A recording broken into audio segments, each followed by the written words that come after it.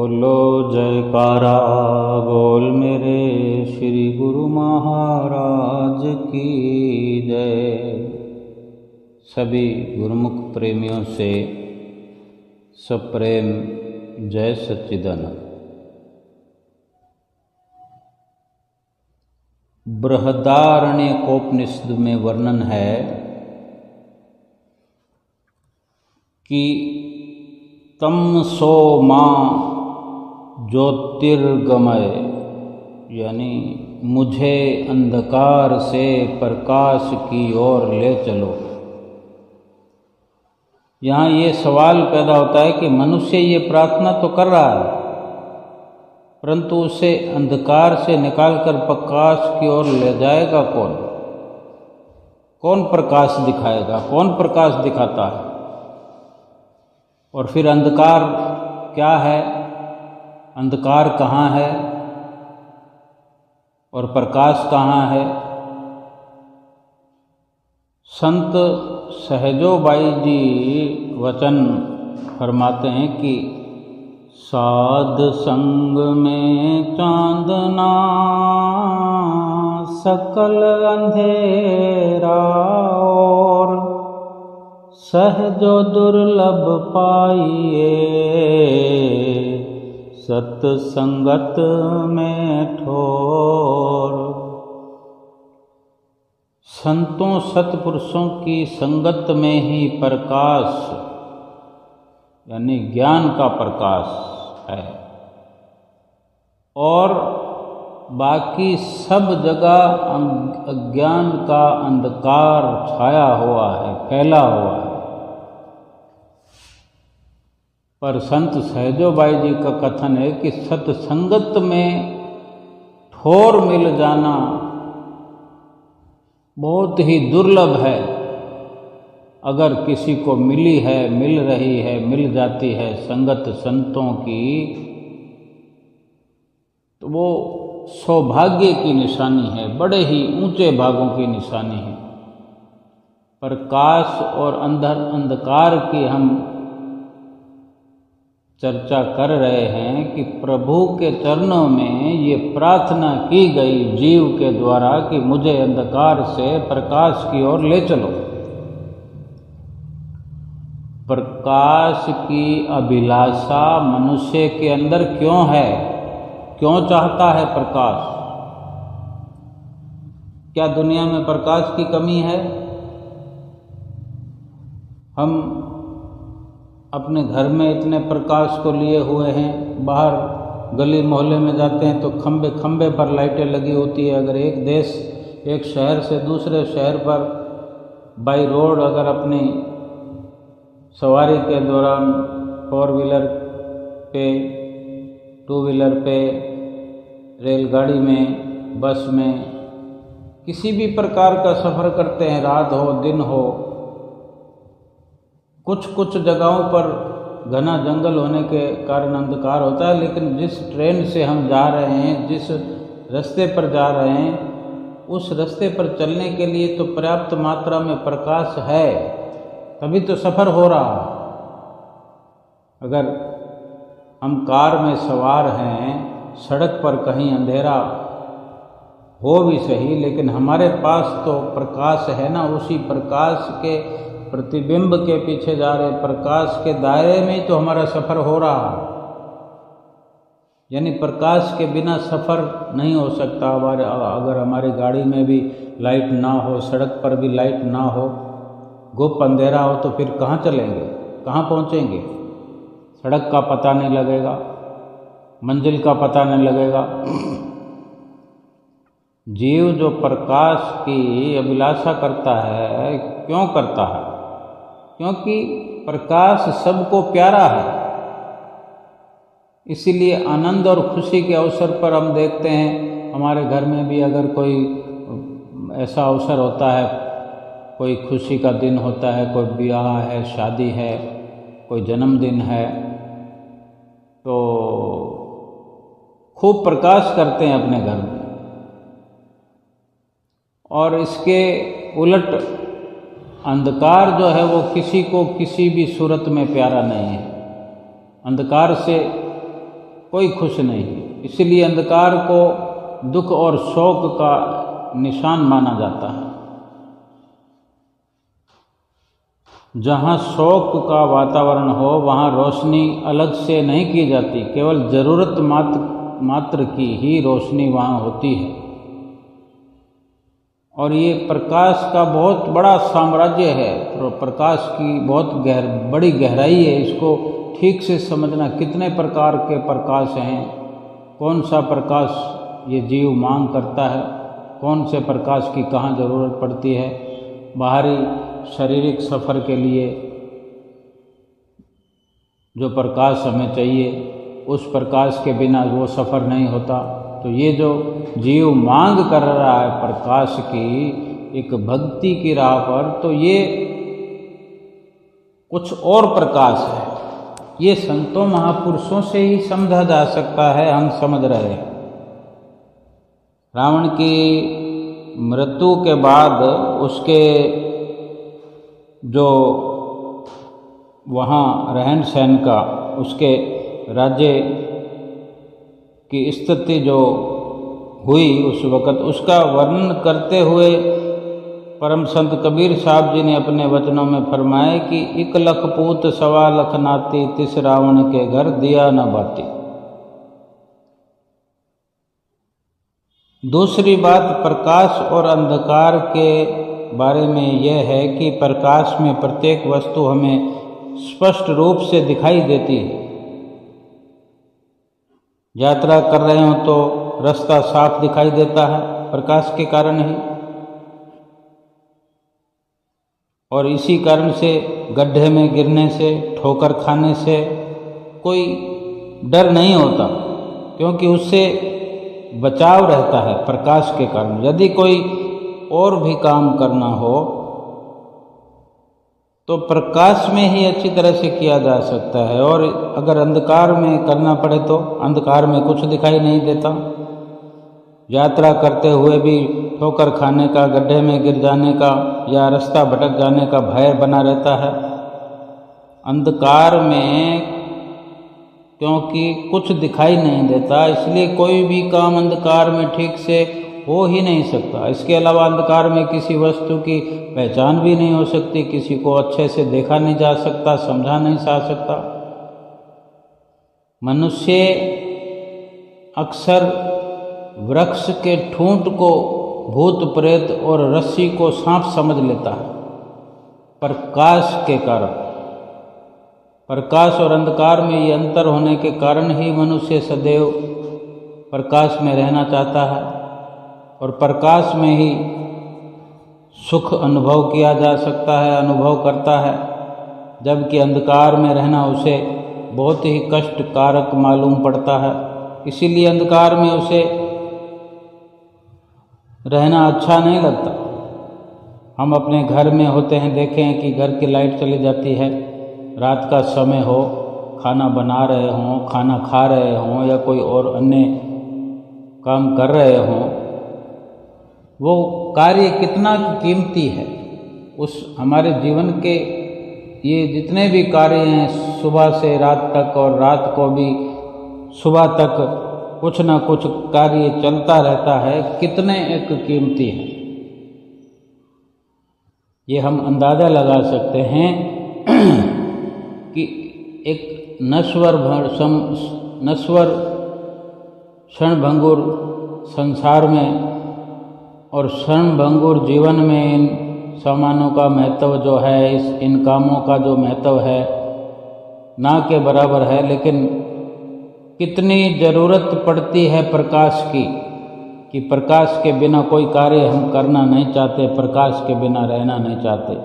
जिस प्रकार बाहर के अंधकार में कुछ नज़र नहीं आता, साफ साफ दिखाई नहीं देता, ना तो किसी वस्तु का सही से पता चलता है, ना सही रास्ते का ज्ञान होता है, उसी प्रकार अंदर में, हमारे अंदर में अज्ञान का अंधकार जब तक छाया रहता है, मनुष्य को वास्तविकता का बोध नहीं होता, न ही परमार्थिक दृष्टि से सही रास्ते का पता चलता है। जिससे फिर जीवन में सदा भटकना छाई रहती है। जीवन में जीव भटकता रहता है, ठोकरें खाता रहता है और दुखी रहता है, परेशान रहता है। अगर किंतु सौभाग्य से जब पूर्ण सत्पुरुषों की पावन संगति प्राप्त हो जाती है और सत्संगति के प्रताप से घट में प्रकाश ज्ञान वाला हो जाता है, तो फिर वास्तविकता उसके सामने पूरी तरह प्रकट हो जाती है। सत्य क्या है, असत्य क्या है, वास्तविकता क्या है, अवास्तविकता क्या है, लाभ किस में है, हानि किस में है, कौन सी वस्तु साथ निभाने वाली है, कौन सी छोड़ जाने वाली है, कौन सा मार्ग सही है, कौन सा मार्ग गलत है, कौन सा सुखद मार्ग कल्याणकारी है और कौन सा गलत दुखदायी और अकल्याणकारी है। अपने घट में, हृदय में ज्ञान का प्रकाश हो जाने से इन बातों का मनुष्य को बड़ी सरलता से ज्ञान हो जाता है। महापुरुषों के वचन भी है, काल माया की अंधेरी रात में ये जीव है भटक रहा, बिना ज्ञान की रोशनी के है बहुत ही दुख उठा रहा। भाग से जब मिल गए सतगुरु तो ज्ञान का उजियारा हो गया, अज्ञान तिमिर मिट गया, सुख का सवेरा हो गया। यदि हम संसार की स्थिति को देखें तो पता चलता है कि कुछ एक संस्कारी आत्माओं को, कुछ गुरुमुख प्रेमियों को, कुछ भगवान के प्यारों को छोड़कर जिन्हें सतगुरु की महापुरुषों की शरण संगति प्राप्त है, कुछ उन लोगों को छोड़कर बाकी तो संसारी मनुष्य के घट में ज्ञान का अंधकार छाया हुआ है। इसलिए वो कल्याणकारी मार्ग पर न चल करके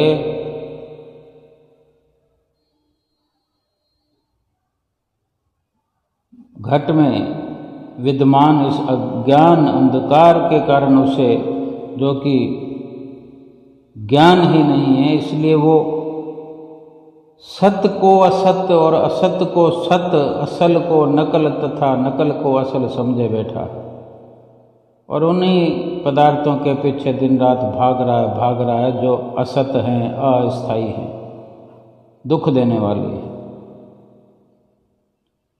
आम संसारी मनुष्य प्रभु नाम और प्रभु भक्ति रूपी हीरे मोतियों को छोड़कर माया रूपी पत्थरों को इकट्ठा करने में लगा पड़ा है। प्रभु का नाम और प्रभु की भक्ति जो सत्य है, सत्य वस्तु है, उसे छोड़कर झूठे पदार्थों तथा झूठे शरीर के संबंधों में लगा पड़ा है। जिन माया के सामानों, शरीर इंद्रियों के भोगों तथा पद प्रतिष्ठा आदि को एक दिन खत्म हो जाना है, मिट्टी में मिल जाना है, उन्हीं को सत्य समझता है, स्थायी मानता है। और प्रभु का नाम जो वास्तव में है स्थायी, सच्चा है, सदा रहने वाला है, उसे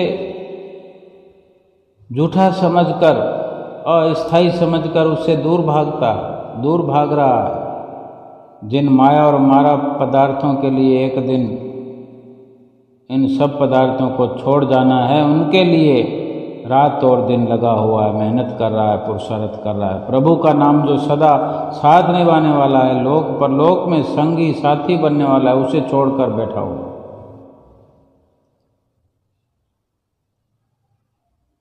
ये उन मनुष्यों की स्थिति है जिनके दिल में अज्ञान का गहरा अंधकार छाया हुआ है। घट में ज्ञान का प्रकाश न होने से वास्तविकता से पूरी तरह दूर है और गलत मार्ग पर चल रहा है।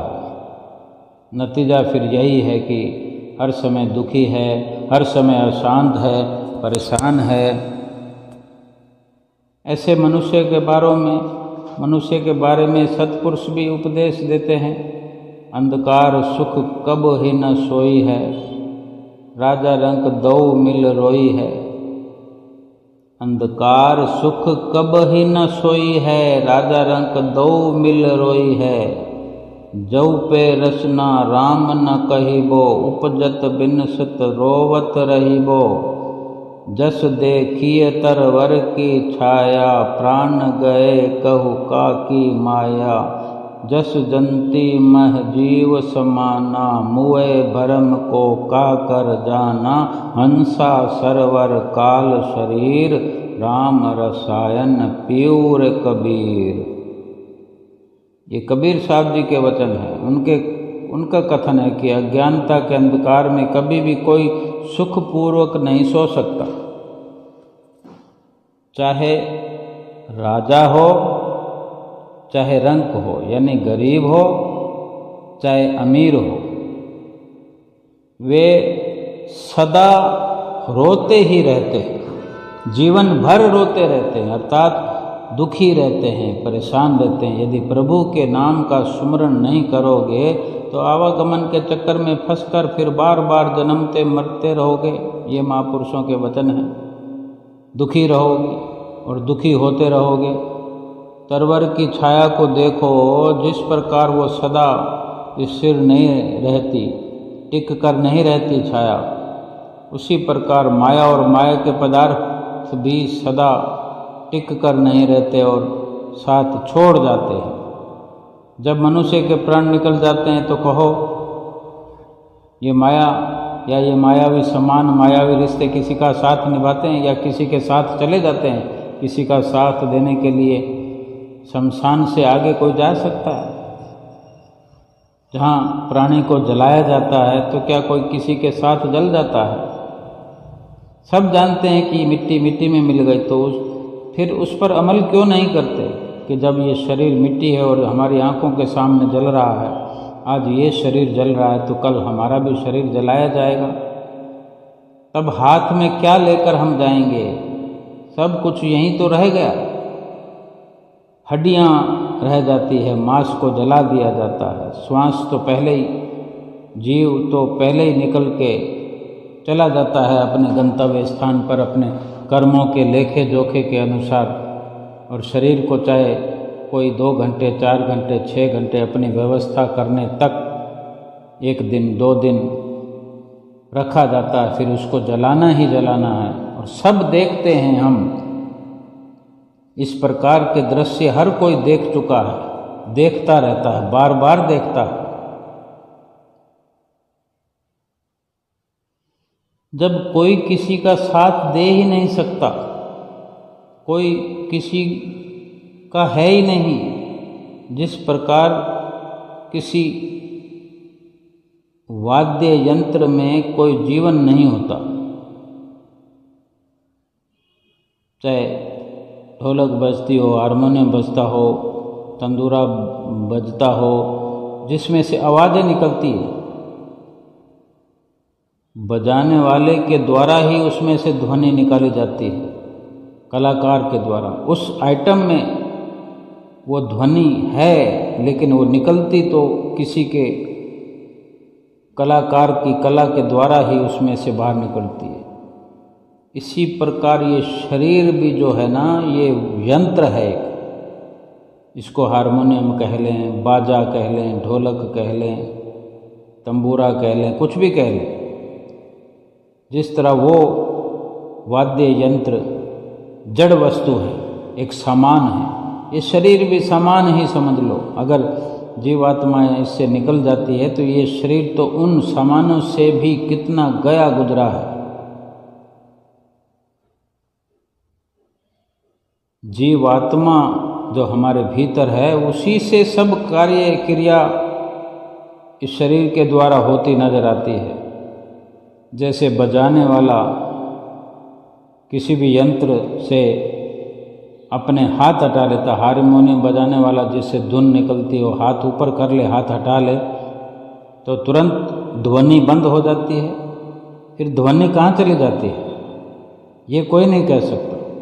उसी प्रकार जब मनुष्य मृत्यु को प्राप्त होता है, अर्थात जीवात्मा शरीर से निकल जाती है, अलग हो जाती है, तो फिर कोई ये भेद नहीं जानता कि जीव कहाँ गया।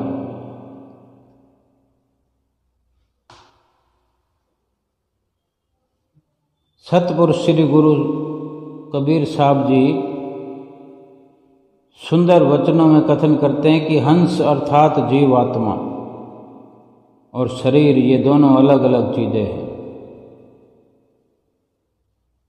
और दोनों का ठिकाना अलग अलग है। जीव आत्मा चेतन है और चेतन चूँकि परमात्मा का अंश है, इसलिए उसका वास्तविक ठिकाना मानसरोवर यानी परमात्मा का धाम। और ये शरीर 5 तत्वों का पुतला होने से जड़ है, जड़ वस्तु है, उसका ठिकाना काल है। इसलिए मनुष्य परमात्मा के नाम का रसायन पियो, जिससे सदा के लिए अमर हो जाओ, आवागमन के चक्कर से छूट जाओ। परम संत कबीर साहब जी ने सुंदर सुंदर शब्दों में समझा दिया, कितने स्पष्ट शब्दों में फरमा दिया कि शरीर तथा माया को सत्य मानकर आसक्त हो जाना ये अंधेरा है, अंधेरा। क्योंकि शरीर तथा माया दोनों ही असत्य हैं, मिथ्या हैं, अस्थायी हैं, टिकने वाले नहीं हैं। और मनुष्य उन्हें सच्चा मानता है, स्थिर मानता है, सदा सदा रहेगा, ये सब कुछ ऐसा मानता है। सत्य तो आत्मा है जो परमात्मा का अंश है। सच्ची वस्तु, वास्तविक वस्तु जो है वो तो शरीर के अंदर आत्मा है। और ये ज्ञान का जो प्रकाश है कहाँ मिलता है? एक तो परमात्मा का नाम है जो परमात्मा का अंश है, और दूसरी जो वस्तु है वो परमात्मा का नाम है। ये दोनों सत्य हैं। अब ज्ञान का प्रकाश कहाँ मिलेगा जिससे हमें समझ आ जाए? संतों महापुरुषों की संगत में ज्ञान का प्रकाश मिलता है। संसार में ये ज्ञान, ये आंतरिक प्रकाश अन्य कहीं भी प्राप्त नहीं हो सकता। महापुरुषों ने जो वचन अपने अपने समय में हजारों साल, सैकड़ों साल पहले ही वर्णन कर दिए हैं, फरमाया है कि साध संग में चांदना सकल अंधेरा, और कि केवल संतों की संगत में ही प्रकाश है, बाकी सब अंधेरा ही अंधेरा है।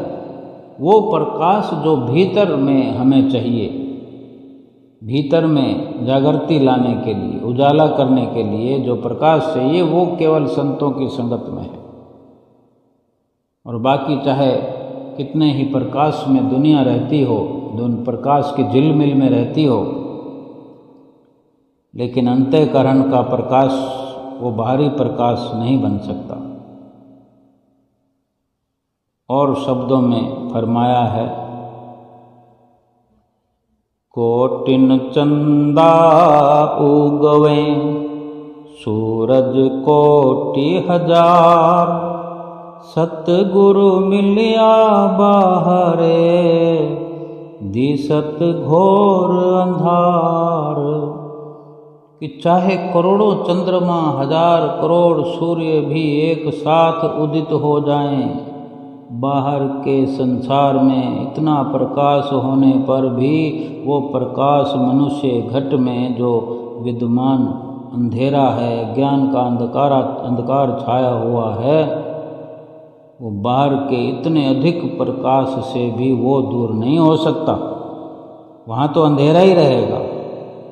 जब जीव का सतगुरु से, पूर्ण सतगुरु से मिलाप हो जाएगा, सतगुरु से मिलाप हो करके और उनके द्वारा ज्ञान उपदेश के जो वचन हृदय में उतरेंगे,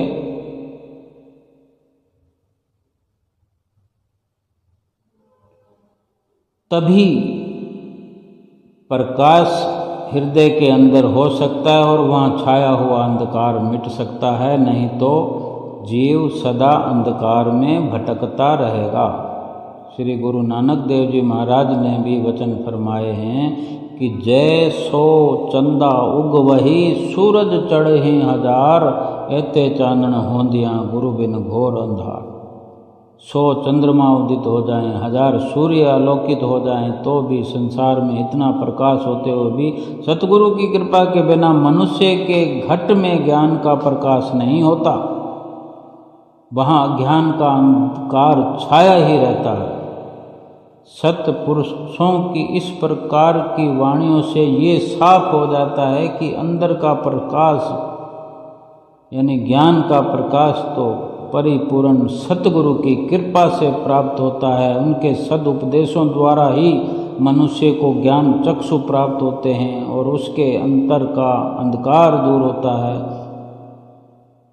भगवान श्री कृष्णचंद्र जी महाराज अपने प्रिय भक्त अर्जुन के प्रति कथन करते हैं कि उस ज्ञान को तू तत्वदर्शी ज्ञानी पूर्ण सतगुरु के पास जाकर प्राप्त कर। उनको बड़े अच्छे से दंडवत प्रणाम करने से, उनकी सेवा करने से और सरलता पूर्वक बड़े प्रेम से भावपूर्ण सवाल करने से वे परमात्म तत्व को भली भांति जानने वाले ज्ञानी महापुरुष तुझे उस तत्व ज्ञान का उपदेश करेंगे। इसलिए मनुष्य के हृदय में यदि ये अभिलाषा है कि उसके घट में मौजूद जो अज्ञान का अंधकार दूर होकर उसमें ज्ञान का प्रकाश हो जाए, तो फिर उसके लिए ये परम आवश्यक है कि वो सत्संगति अर्थात संत सत्पुरुषों की संगत ग्रहण करे। संत सतगुरु के शरण संगत ग्रहण किए बिना मनुष्य के अंदरूनी जगत में अज्ञान का अंधेरा छाए रहने से उसका जीवन परमार्थिक दृष्टि से अंधकार पूर्ण बना रहता है, जिससे उसके जीवन की सारी कार्रवाई ही गलत सलत होती रहती है। इसलिए वो सदैव दुखों, चिंताओं और परेशानियों से घिरा रहता है। उसे सच्चे सुख, सच्चे आनंद और मानसिक शांति की उपलब्धि नहीं होती। गुरु नानक देव जी महाराज जी के वचन है कि अंतर अज्ञान दुख भरम है, गुरु ज्ञान गवाई। मनुष्य के अंतर में अज्ञान का अंधकार व्याप्त होने से उसके अंदर भ्रम बना रहता है, जिस कारण दुख अपने आप को हर वक्त दुखी महसूस करता रहता है। इनकी निवृत्ति गुरु ज्ञान से ही होती है। भ्रमों का निवारण हो जाता है, दुखों का निवारण हो जाता है, अंधकार मिट जाता है। इसीलिए कहा जाता है कि संत सतगुरु की शरण संगत मिल जाना बड़ा ही सौभाग्य है, सौभाग्य की निशानी है। क्योंकि संत सतगुरु से मिलाप होने का अर्थ है ज्ञान की आँख मिल जाना, घट में प्रकाश हो जाना, अपने घट में छाया हुआ अंधेरा मिट जाना।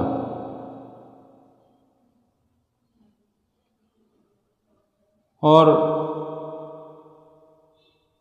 जब इस प्रकार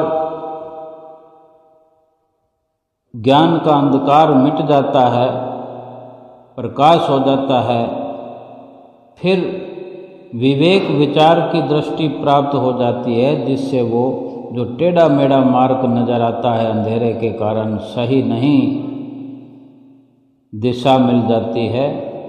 फिर गलत मार्ग छोड़कर सीधा और सही मार्ग अपना लेता है जीव। और ये तो सुनिश्चित है कि सीधा और सही मार्ग भक्ति और परमार्थ का ही है। दो ही मार्ग हैं, एक माया का और एक भक्ति का। जब सीधा सीधा समझ में आ जाएगा कि माया का जो रास्ता टेढ़ा मेढ़ा है और भक्ति का है जो सीधा सरल है, प्रकाश होगा, तो फिर ठीक ठीक निर्णय हर कोई कर सकता है कि कौन सा रास्ता सीधा है या सरल है। फिर भक्ति वाला रास्ता सीधा नजर आएगा, उसी पर फिर ये जीव चलता चला जाएगा। यही रास्ता कल्याणकारी है। जब मनुष्य इस मार्ग पर चलता है, अर्थात जब वो भक्ति के मार्ग पर चलता है और भक्ति के नियमों की पालना करता है, तो फिर उसका संबंध परमात्मा से जुड़ा रहता है, जुड़ जाता है, जिससे उस सब दुखों का, सब चिंताओं का, कल्पनाओं का अंत हुआ जाता है और वो सच्चे सुख, सच्चे आनंद, परम शांति को प्राप्त करता है। पर ये तभी संभव है जब घट में ज्ञान का प्रकाश हो जाए। महापुरुष फरमाते हैं, अंधे चानन ना थिए, जा सतगुरु मिले रजाए, बंधन तोड़े सच बसे, अज्ञान अंधेरा जाए। गुरु रामदास जी महाराज ने अपनी वाणी में फरमाया कि मैं उपयुक्त वाणी में जो रामदास जी महाराज जी ने वचन फरमाए हैं, तो मनुष्य को जो कि आम इंसान है, जिसको चरण शरण नहीं मिली, उसे अंधा कहा है। अंधे चानन ना थिए, जा सतगुरु मिले रजाए। यानी नयनों से विहीन अर्थात विवेक से हीन कहकर जो संबोधित किया है कि नयन विहीन व्यक्ति के पास आंखें ना होने से जैसे उसके चारों ओर अंधेरा ही अंधेरा छाया रहता है। प्रकाश होने पर भी उसे प्रकाश का लाभ नहीं मिलता, उसे तो अंधेरा ही दिखता, क्योंकि उसकी आंखें ही नहीं हैं, उसे कुछ दिखलाई नहीं पड़ता। ऐसे ही आम संसारी मनुष्य के पास भी ज्ञान चक्षु न होने के कारण, ज्ञान वाली दृष्टि न होने से उसके घट में छाया हुआ अंधकार ही अंधकार जो है उसे नजर आता रहता है, जिससे उसे कुछ भी सही सूझ नहीं पड़ता, कुछ देख नहीं पड़ता। इसलिए सतपुरुष श्री गुरु रामदास जी महाराज उपदेश करते हैं कि ये ज्ञान नेत्र से विहीन मनुष्य, तेरे घट में ज्ञान का प्रकाश तभी हो सकता है जब तुझे पूर्ण सतगुरु मिल जाए, उनकी चरण शरण तुझे प्राप्त हो जाए और तू उसकी आज्ञा को शिरोधार्य कर ले। सतगुरु का मिलाप होने से तेरे अंदर जो अज्ञान का अंधकार छाया हुआ है वो दूर हो जाएगा। तो माया के बंधन से तोड़कर सदैव सत्य स्वरूप परमात्मा में समाये रहेगा। इसका स्वाभाविक परिणाम ये होगा कि मनुष्य ये जीवन सुख आनंद और शांति से सदा भरपूर अपना पाएगा और जन्म मरण के चक्कर से भी मुक्त हो जाएगा। इसलिए पूर्ण संत सद्गुरु की खोज करके उनकी शरण संगति ग्रहण करनी है हर किसी को। गुरु अमरदास जी का फरमान है कि ऐ मन ऐसा सतगुरु खोज लहू, जित सेविये जन्म मरण दुख जाए, सहसा मूल न होवई, हव में शब्द जलाए, कूड़े की पाल विचौ निकले, सच वसे मन आए, अंतर शांत मन सुख होई, सच संजम कर कामाई, सच संजम कार कमाई।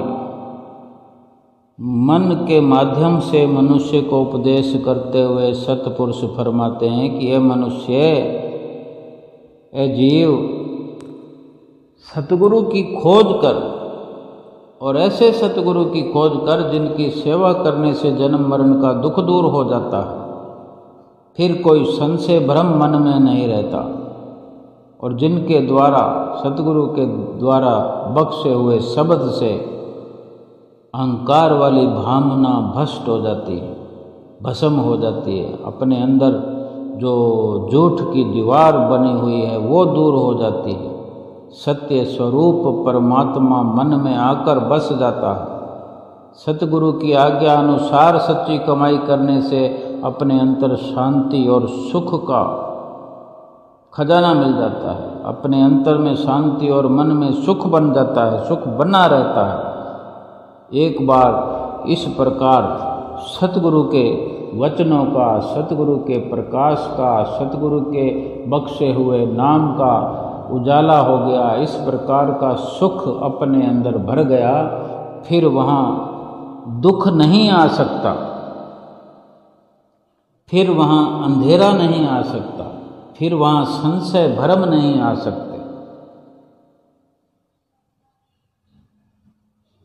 वचन है कि सतगुरु के उपकार का बदला दिया न जाए, तीन लोक की संपदा भेंटत मन सकुचाए। सतगुरु के जीव पर जो अनंत अनंत उपकार हैं, उनका बदला कभी दिया नहीं जा सकता।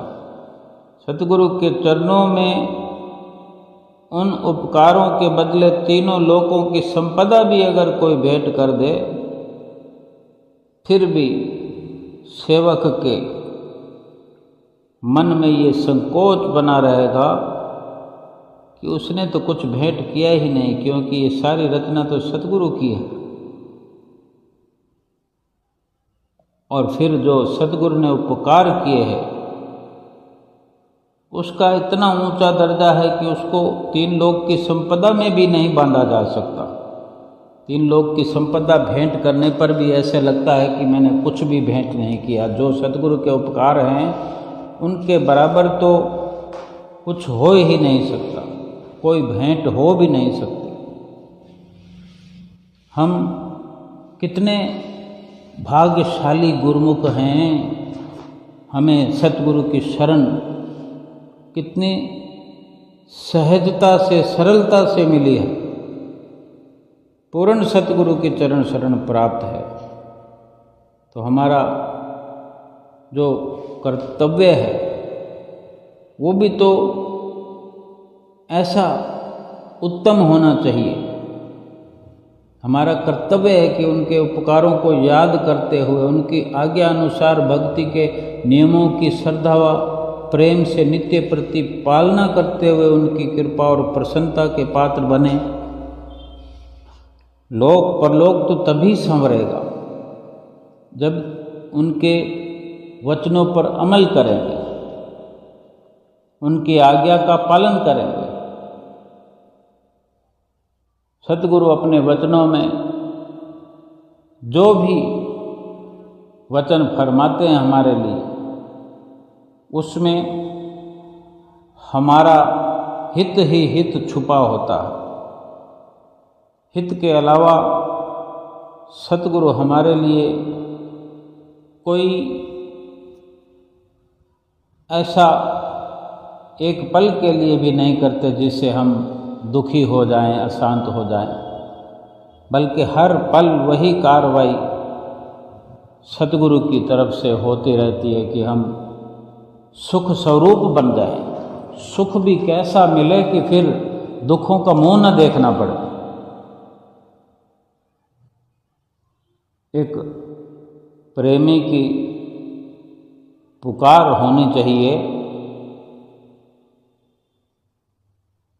कि जिसके दिल में सतगुरु के प्यार ने घर कर लिया, मिल गया सब कुछ उसे, जीवन है उसका संवर गया। दुनिया की धन संपदा उसको लुभा सकती नहीं, सतगुरु की कृपा से ममता सता सकती नहीं। जिसके दिल में प्रेम ने अपना बसेरा कर लिया, मिल गया सब कुछ उसे, जीवन है उसका संवर गया। तू ही तू की आती हर पल, दिल से बस आवाज है। रोम रोम में उसके बजता प्रेम का ही साज है। भाग्यशाली है वो प्रेमी, भव से निश्चय तर गया। मिल गया सब कुछ उसे, जीवन है उसका संवर गया। प्रेम की मस्ती में वो रहता सदा डूबा हुआ, रहता उसकी जुबां पे नाम सतगुरु का सदा। पी के अमृत प्रेम का वो जगत में हो अमर गया। मिल गया सब कुछ उसे, जीवन है उसका संवर गया। प्रेम उसके दिल में बसता, जिस पे तुम कृपा करो। अपनी रहमत से प्रभु जिस दास की झोली भरो। भूल दुनिया को वो सतगुरु बन तेरा चाकर गया। मिल गया सब कुछ उसे, जीवन है उसका संवर गया। जिसके दिल में सतगुरु के प्यार ने घर कर लिया, मिल गया सब कुछ उसे, जीवन है उसका संवर गया, जीवन है उसका संवर गया। जिसके दिल में सतगुरु ने घर कर लिया हो, जिसके दिल में सतगुरु ने अपनी बैठक बना ली हो, फिर उसे जीवन में या जीवन को संवारने में या सुंदर बनाने में फिर क्या बाकी रहेगा? क्या सतगुरु यूं ही थोड़ी आकर बैठ जाते हैं? उनको बिठाने के लिए जो पुरुषार्थ करने होते हैं, वो पुरुषार्थ यत्न करने के बाद ही तो सतगुरु की बैठक हृदय में बनाई जाती है। सतगुरु तभी तो निवास करते हैं हृदय में कि हम अपने हृदय को साफ करेंगे, अपने हृदय में जो छल कपट समाये हैं उनको बाहर करेंगे, फिर दोबारा से छल कपट हम न करने का संकल्प लेंगे, नित्य नियमों की पालना करके, भजन भक्ति करके, सुमरन करके अपने हृदय को साफ सुथरा शुद्ध बनाएंगे। और फिर दुनिया की जो धन संपदा है, हमारा मन मोहित नहीं होगा, संसार पर हमारा मन फंसेगा नहीं। फिर दिल में केवल और केवल प्रेम ने डेरा डाल लिया, सतगुरु के प्रेम ने ही अपने हृदय में डेरा डाला हुआ हो, फिर वहाँ सतगुरु विराजमान होते हैं। हर वक्त जीव तू ही तू की आवाज़ अपने दिल से निकालता है, रोम रोम में प्रेमी के प्रेम का साज बजता है। अपने सतगुरु की ध्वनि रोम रोम में से सुनाई देने लगती है। सदा प्रेम की मस्ती में डूबा रहता है और प्रेमी के जुबान पे सदा सतगुरु का नाम ही उच्चारण होता है। सतगुरु के प्रेम रूपी अमृत का प्याला वो पीकर अमर हो जाता है इस संसार से, इस संसार में अमर होकर रहता है। प्रेम ही प्रेमी के दिल में बसता है। लेकिन सतगुरु जिस पर कृपा करे, जिस पर दया करे, और दया उसी पर होती है जिसको जो सतगुरु को हर पल याद रखता है, जो याद करता है उस पर दया होती है। फिर वो अपनी रहमत से जिस दास की झोली भरते हैं वो दुनिया को भूल जाता है और सतगुरु का सेवक बना रहता है। सेवक बन के ही हर पल हर क्षण इस संसार में व्यतीत करता है। अपनी शुद्ध बुद्ध भुलाए, अपने आप को भूल करके, अपनी मैं को छोड़कर तू की ही बांसुरी उसके दिल में बजती रहती है, उसके रोम रोम से आवाज़ आती रहती है, तू ही तू, तू ही तू, तू ही तू। अपने आप को तो जिसने मिटा दिया है, अपने आप को भुला दिया है, अपना होने का उसको अंदाज़ा भी नहीं है। अब उसको ये ख्याल भी नहीं है कि क्या मैं कुछ हूँ, क्या मेरी कोई औकात है, मेरा वजूद ही नहीं। अपने वजूद को ही संपूर्ण तरह से मिटा दिया होता है, मिटा देता है। जब केवल तू ही तू की बांसुरी बजती है तो फिर सतगुरु हृदय में आकर विराजमान हो जाते हैं और सतगुरु ही सतगुरु नजर आते हैं। जीवात्मा परमात्मा से एकाकार कर रहा होता है, जीवात्मा परमात्मा से मिलन कर रहा होता है। ऐसे सुंदर मिलन करने के लिए ये मनुष्य जन्म मिला है और ये जीव इस प्रकार से पुरुषार्थ करते हुए अपने जीवन को सार्थक करता है और सतगुरु परमेश्वर की प्रसन्नता को सिरोधार्य करके अपना लोक और परलोक संवार लेता है। बोलो जयकारा बोल मेरे श्री गुरु महाराज की जय।